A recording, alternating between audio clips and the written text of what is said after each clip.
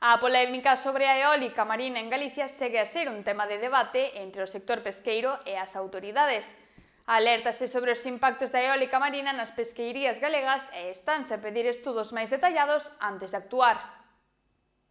A discusión sobre a instalación de parques de eólica marina nas costas galegas é un tema candente.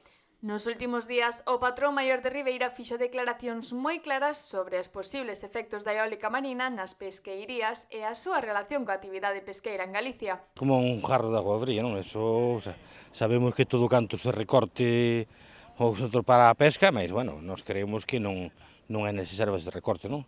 Sabemos que estamos tendo un problema ca xarda, pero non solamente un problema de que aba ou que non aba, nós estamos detectando que hai peixe, por exemplo, este ano, mesmo ano anterior, no anzuelo, pois sí que non pescamos cabala, era imposible, non subía arriba a comer no anzuelo, pero en cambio o arrastre e o cerco sí que tomaban a cabala, os topos que lle correspondía.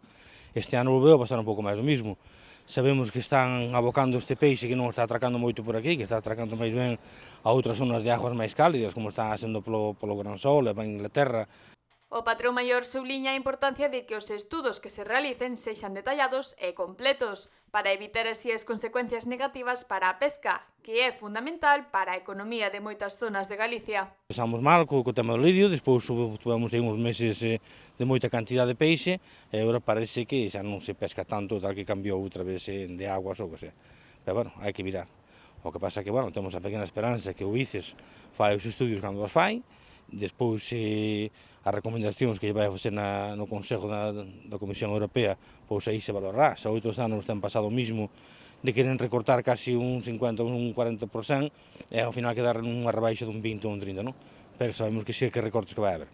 Alértase tamén sobre a elección das zonas para instalar os parques eólicos. Segundo el, as áreas que se están considerando son as mesmas nas que se concentran os bancos pesqueiros máis produtivos para especies como a sardiña, o bonito ou a merluza. Bueno, onde nós estábamos aconsejando a Comunidade Europea que tiña que tomar medidas, como eran outros países que se estaban autoasignando eles mesmos literalmente unhas cuotas a parte das que tiñan, como é Islandia, como é Noruega, Feroe, e a parte de Rusia. Entonces, claro, eso a Comisión Europea tampouco non tomou medidas ni fixo nada para evitar esa sobrepesca que estaban facendo eles. En cambio, claro, por aí por esa zona sí que ainda hai peixe, non? Porque son as aguas máis cálidas, non ten tanto recalentamiento e sí está atracando peixe.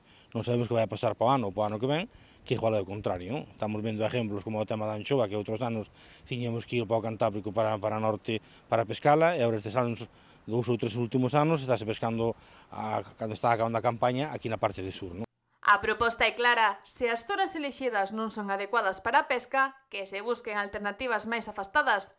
Segundo o responsable pesqueiro, existen proxectos que se están a barallar para utilizar zonas como a selva ou a Praia Nova, que son fundamentais para a pesca de especies como a merluza. Que valoralo, non? Pois o Consejo pasa ya a Comisión, e a Comisión na Comisión de Pesca, pois é onde os 27 Estados miembros é onde se vai a valorar, non? É certo, sí, que o ICES, que sí, que está son os estudios máis ben que son recomendados para a Comisión Europea para tomar medidas no rebaixo de cuotas ou na ampliación, pero, bueno, nós creemos que é un pouco excesivo. Falando dun 70% nunha especie, nun 41% outra especie, falamos de 24.000, casi 24.500 toneladas a pasar a unhas 7.000 toneladas. Eso non é nada. Sería agravar o problema que estamos tendo ahora mesmo co tema das cuotas, non? A pesar das negociacións co Ministerio e as movilizacións do sector pesqueiro, a situación segue sendo tensa. Destácase que a protección da soberanía alimentaria debe ser unha prioridade e que é necesario buscar un equilibrio entre as enerxías renovables e a conservación das actividades que sustentan a miles de familias no mar. Iso é o futuro que estamos vendo. Ano a ano dicimos que vai a cambiar, que vai a prosperar, un ano pode cambiar. Este ano, se non fora na octava C, onde máis xurel tuvemos, que tamén se recomenda como casi un 2% no recorte do xurel, pois se non fora por esa zona non pescaríamos xurel en ningún lado. Entón, claro, ahora sí que está aparecendo algún tamén aquí pola parte de novena, para o norte de Finisterre, pero se non fora por esas zonas, en cambio, siguen recomendando un rebaixe, non?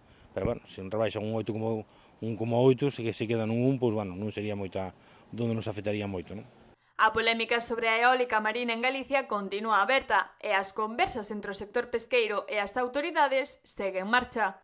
Mentres tanto, a pesca galega continúa a ser un pilar fundamental na economía e no sustento das comunidades costeiras.